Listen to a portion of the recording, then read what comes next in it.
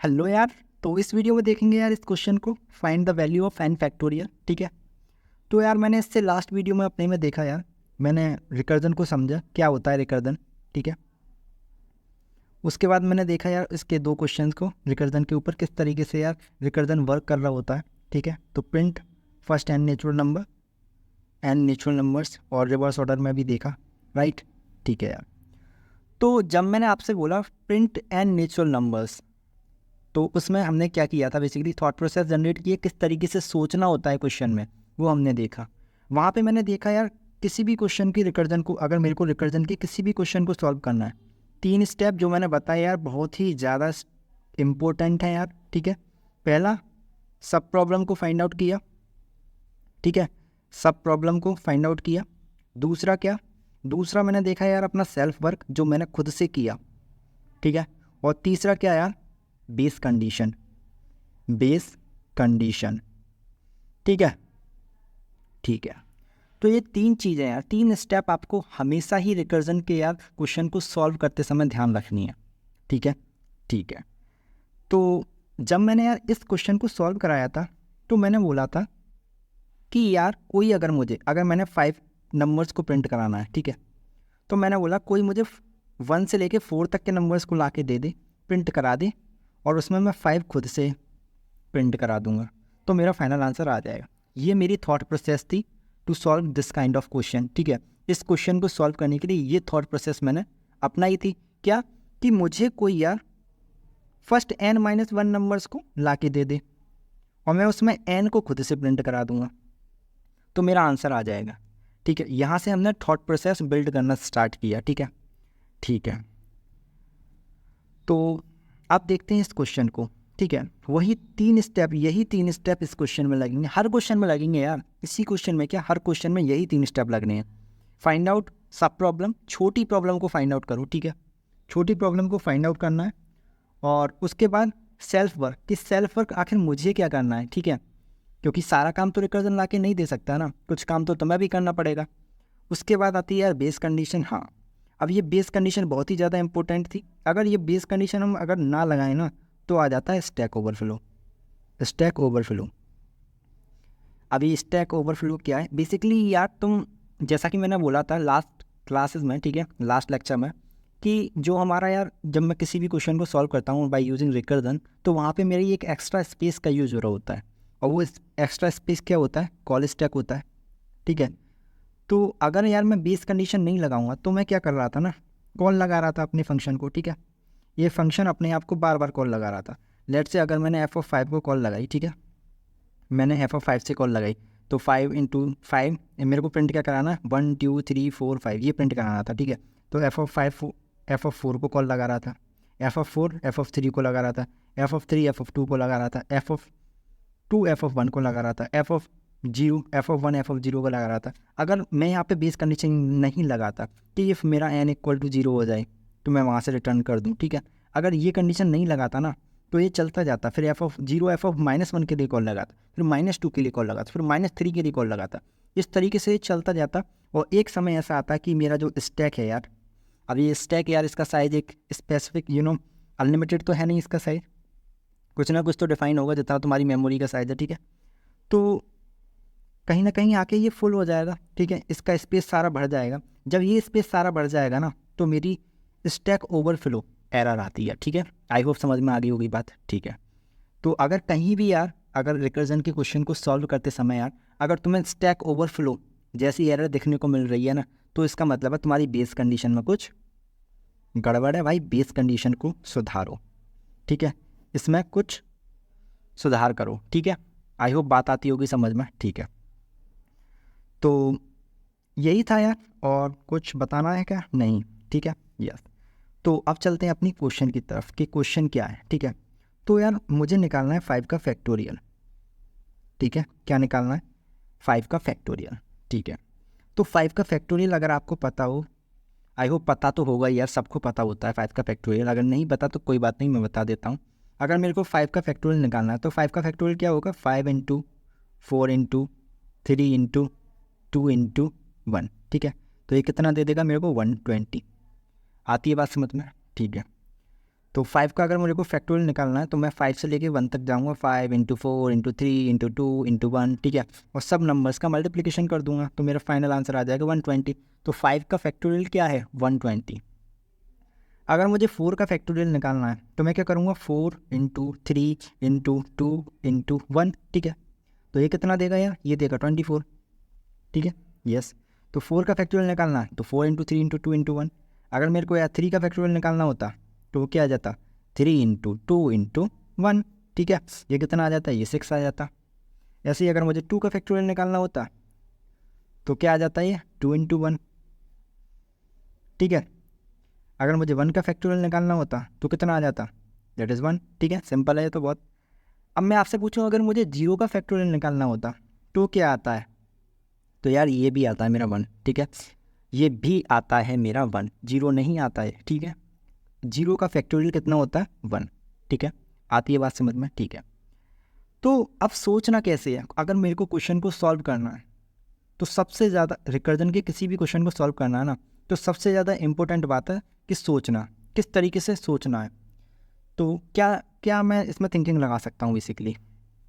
तो अगर मैं देखूँ कि मेरा 5 का फैक्टोरियल क्या है, 5 इंटू 4 इंटू 3 इंटू 2 इंटू 1।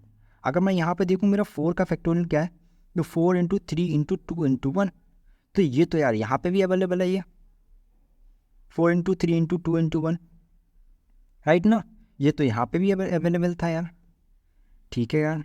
तो इससे क्या पता चल रहा है कि ये तो मेरा यार 4 का फैक्टोरियल है, और 4 के फैक्टोरियल में मैंने 5 से मल्टीप्लाई कर दिया है, ठीक है ना। सिमिलरली अगर मैं यहाँ पे देखूँ, ये मेरा 4 का फैक्टोरियल है, ठीक है, टोटल, और मेरा 3 का फैक्टोरियल क्या है 3 इंटू 2 इंटू 1। अब 3 इंटू 2 इंटू 1 तो यहाँ भी अवेलेबल है यार। अगर यहाँ भी अवेलेबल है तो ये पार्ट कितना है, ये 3 फैक्टोरियल, और 3 फैक्टोरियल मैंने 4 से मल्टीप्लाई कर दिया तो 4 फैक्टोरियल आ गया यार, बिल्कुल सही बात है यार। सिमिलरली अगर मैं यहाँ पे देखूँ यार, तो ये 3 इंटू 2 इंटू 1, ठीक है, 3 का फैक्टोरियल और 2 का फैक्टोरियल 2 इंटू 1, तो ये कितना है, ये 2 फैक्टोरियल, और ये कितना है मेरा 3, तो मेरा 3 का फैक्टोरियल आ गया, ठीक है।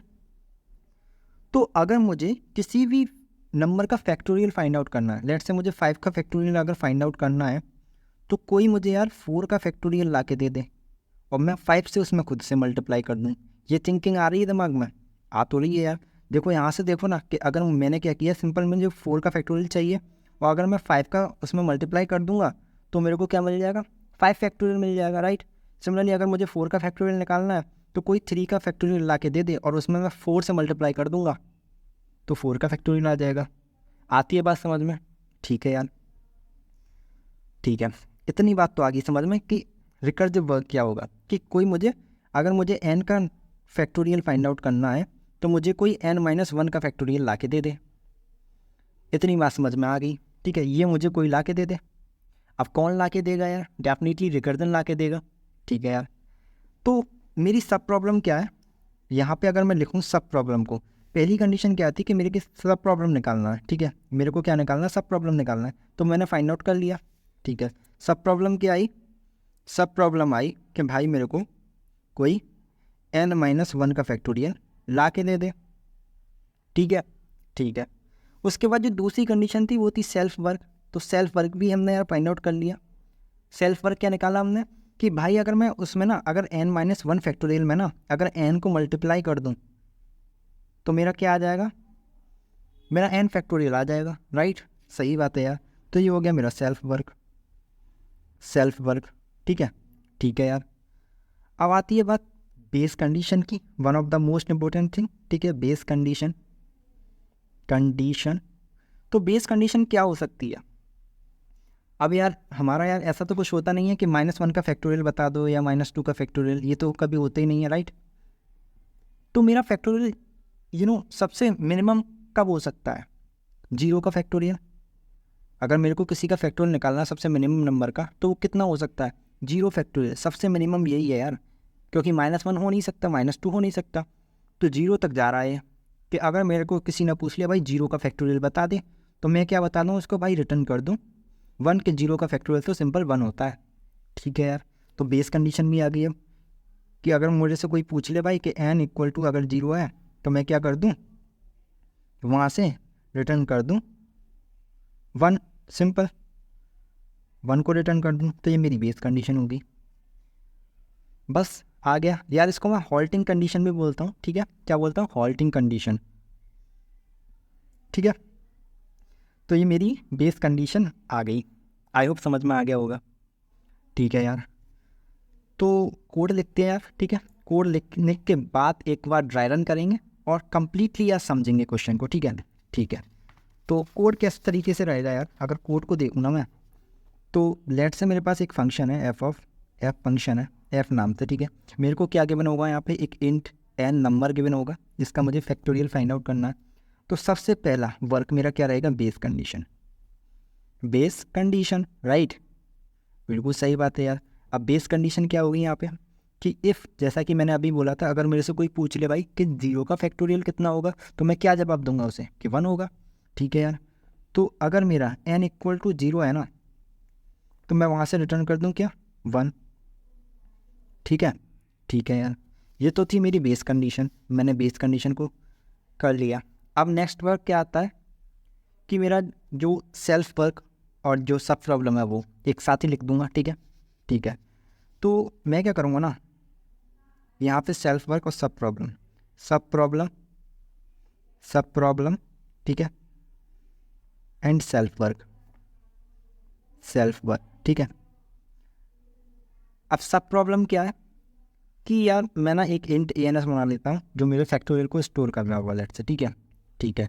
तो int A N S equal to, अब मेरी यार पहला तो सेल्फ वर्क क्या था, चलो पहले सब प्रॉब्लम पे आते हैं, ठीक है। तो पहले सब प्रॉब्लम क्या थी कि कोई, अगर मैंने n का फैक्टोरियल निकालना है तो कोई मुझे n-1 का फैक्टोरियल दे दे, राइट, यही तो था कि अगर मेरे को n का फैक्टोरियल निकालना है तो मुझे कोई n-1 का फैक्टोरियल दे दे, ठीक है, ठीक है। और n से मैं उसमें खुद से मल्टीप्लाई कर दूंगा। तो ये क्या था, ये था सेल्फ वर्क, n से जो मल्टीप्लाई किया। और ये क्या था, ये था मेरा रिकर्सिव वर्क, यानी कि एक सब प्रॉब्लम, ठीक है, रिकर्सिव वर्क जो मैंने रिकर्जन से सॉल्व कराई, ठीक है, ठीक है यार। तो ए एन एस इक्वल टू मैं क्या करूँगा यार, सबसे पहला वर्क सेल्फ वर्क, एन से मैं खुद से मल्टीप्लाई करूँगा और मैं बोलूँगा यार अब मुझे कोई n-1 का फैक्टोरियल ला के दे दे। तो एफ ऑफ n-1 का फैक्टोरियल कोई ला के दे दे, n-1, ठीक है, एफ ऑफ n-1, n-1 का कोई फैक्टोरियल ला के दे दे तो मेरा आंसर आ जाएगा, ठीक है। तो आंसर जैसे ही मिलता है तो मैं क्या करूँगा, वहाँ से रिटर्न करूँगा, रिटर्न क्या करूँगा कि आंसर आ गया भाई, आंसर ही रिटर्न करूँगा ना अब तो, ठीक है, मुझे फैक्टोरियल मिल गया मेरा, ठीक है। तो ये हो गया यार मेरा कोड, इस तरीके से कोड चलेगा, ठीक है, ठीक है। अब ये कैसे चल रहा है इसको समझते हैं रिकर्सिव ट्री से, रिकर्सिव ट्री से, ठीक है। रिकर्सिव ट्री कैसे ड्रॉ करेंगे, लास्ट क्लास में भी बताया था यार मैंने। सबसे पहले फंक्शन कहाँ से स्टार्ट हो रहा है, n से स्टार्ट हो रहा है, लेट से मैंने n का वैल्यू 5 ले लिया यार, ठीक है, मेरे को 5 का फैक्टोरियल निकालना है। तो f ऑफ 5 से मैंने स्टार्ट किया यार, ठीक है। अब f ऑफ 5 से स्टार्ट किया तो फर्स्ट ऑफ ऑल मैं क्या करूँगा, n को चेक कर रहा हूँ कि, तो f ऑफ 5 किसके लिए कॉल लगाएगा, पहले तो f ऑफ 5 कॉल लगाएगा f ऑफ 4 के लिए, ठीक है। और 4 में किससे मल्टीप्लाई कर रहा हूँ, जब 4 के लिए कॉल लगाई तो n से मल्टीप्लाई कर रहा हूँ तो 5 से मल्टीप्लाई भी करेगा, राइट, ठीक है। अब ये एफ ऑफ 4 किसके लिए कॉल लगाएगा, ये लगाएगा एफ ऑफ 3 के लिए। और किससे मल्टीप्लाई करूँगा, 4 से मल्टीप्लाई करूँगा, n से मल्टीप्लाई करूँगा। अब एफ ऑफ 3 किसको कॉल लगाएगा, एफ ऑफ 2 को कॉल लगाएगा। और मल्टीप्लाई किससे करूँगा, 3 से करूँगा डेफिनेटली, ठीक है। अब एफ ऑफ 2 किसके लिए कॉल लगाएगा, एफ ऑफ 1 के लिए लगाएगा। और मल्टीप्लाई किससे करूँगा, 2 से करूँगा। अब एफ ऑफ 1 किसके लिए कॉल लगाएगा, एफ ऑफ 0 के लिए लगाएगा। अब मल्टीप्लाई करूँगा किससे, 0 से नहीं, अब किसी से मल्टीप्लाई नहीं करना, क्योंकि जैसे ही 0 हो जाता है, मैंने क्या बेस कंडीशन लगाई है, जैसे ही n का वैल्यू 0 हो जाता है तो मैं क्या करूँ, वहाँ से रिटर्न कर दूँ, क्या रिटर्न कर दूँ, 1 को रिटर्न कर दूँ, ठीक है। तो ये क्या करेगा, ये रिटर्न करेगा इसको 1। तो एफ ऑफ 1 का वैल्यू क्या आ गया, 1। अब ये किसको रिटर्न करेगा, मैंने बोला एफ ऑफ 0 रिटर्न करेगा, किसको रिटर्न करेगा, जिसने इसको कॉल लगाई, कॉल किसने लगाई इसको, एफ ऑफ 1 ने कॉल लगाई एफ ऑफ 0 को, तो एफ ऑफ 1 को रिटर्न करेगा, ये क्या रिटर्न करेगा, 1। तो ये इसकी वैल्यू कितनी आ गई, इसकी वैल्यू आ गई 1, और ये कितना मेरा 2, तो 2 इंटू 1 कितना हो गया 3। तो ये किसको रिटर्न करेगा, f(1) रिटर्न करेगा जहाँ से ये कॉल हुआ। किसने कॉल किया इसको, f(2) ने कॉल किया, तो ये रिटर्न करेगा इसको 2। तो f(2) कितना हो गया, f(2) हो गया 2। अब 2 इंटू 3, 3 इंटू 2 कितना हो गया 6 हो गया। अब ये किसको रिटर्न करेगा, ये रिटर्न करेगा जिसने इसको कॉल लगाई, राइट। किसने कॉल लगाई इसको, f(3) ने कॉल लगाई है। जब f(3) ने कॉल लगाई तो f(3) को क्या रिटर्न होगा, ये 6 रिटर्न होगा, ठीक है। अब 4 इंटू 6 ये कितना हो गया 24 हो गया। अब ये 24 किसको रिटर्न होगा, जिसने इसको कॉल लगाई। किसने लगाई, f(4) को, ठीक है। तो f(4) को रिटर्न कर दिया ये, तो ये कितना हो जाएगा 24 रिटर्न किया, ठीक है, ठीक है। अब क्या होगा, f(4) कितना हो गया 24 हो गया, और इंटू 5 कितना हो गया, ये 120 हो गया। अब 120 किसको रिटर्न करेगा, जिसने इसको कॉल लगाई। इसने किसको कॉल लगाई, f(5) ने लगाई, f(5) ने लगाई, तो रिटर्न करेगा, क्या रिटर्न करेगा 120। तो मेरा फाइनल आंसर क्या आ जाएगा 120। आई होप समझ में आ गया होगा, ठीक है, किस तरीके से चीज़ें वर्क कर रही हैं रिकर्जन में, ठीक है। एक बार कंप्लीट ड्राई रन और करके देखते हैं, ठीक है, कॉल स्टैक से, ठीक है। तो कॉल स्टैक यहीं बना लेते हैं, ठीक है। ये है मेरा कॉल स्टैक, लेट से ये है मेरा कॉल स्टैक, ये है मेरा कॉल स्टैक, ठीक है। कॉल स्टैक यहाँ पे क्या पड़ा होगा, पहले मेन फंक्शन पड़ा होगा यार, ठीक है, मेन फंक्शन होगा। उसके बाद तुम्हारा यहाँ पे फंक्शन होगा जहाँ पे n की वैल्यू कितनी है 5 है, ठीक है, n की वैल्यू 5 है, f(5), ठीक है, यस। तो मैंने क्या किया यार, मेन फंक्शन से कॉल लगाई f(5) को, ठीक है, ठीक है। अब n की वैल्यू यहाँ पे कितनी है 5 है। मैंने चेक किया कि n की वैल्यू 0, इसने बोला नहीं है, नहीं है। तो मैंने क्या किया, मैंने सिंपली गया और आंसर में equal to n into n-1 के लिए कॉल लगाई, f(n-1) के लिए कॉल लगाई, ठीक है। तो n से मल्टीप्लाई करना रह गया यार, कोई बात नहीं, यहाँ पे मल्टीप्लाई कर देते हैं 5 इंटू f(4), ठीक है, ठीक है, f(4), ठीक है, ठीक है यार। तो n का वैल्यू यहाँ 5 था, 5 इंटू f(4), इसने कॉल लगाई किसको, f(4) को, ठीक है।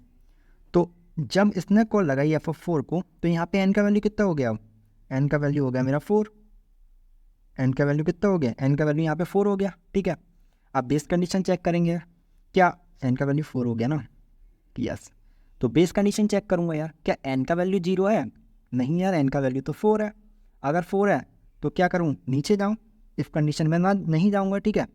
तो यहाँ पे क्या किया मैंने, n इंटू n-1 के लिए कॉल लगाई यार, ठीक है ना। किसके लिए कॉल लगाई, n इंटू n-1, यानी कि n का वैल्यू कितना 4 इंटू f(n-1) कितना हो गया 3। इसने f(3) को कॉल लगाई, ठीक है यार।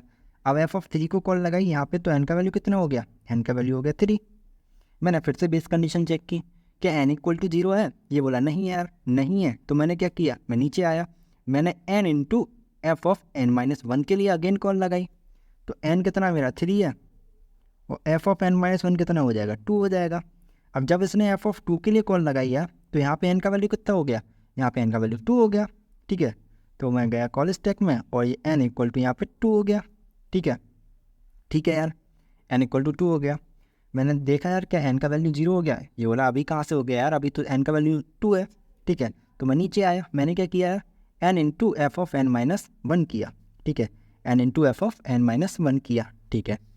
तो n का वैल्यू कितना है यहाँ पे 2, और f(n-1) वो कितना हो गया, वो हो गया मेरा f(1), ठीक है, f(1), ठीक है, ठीक है।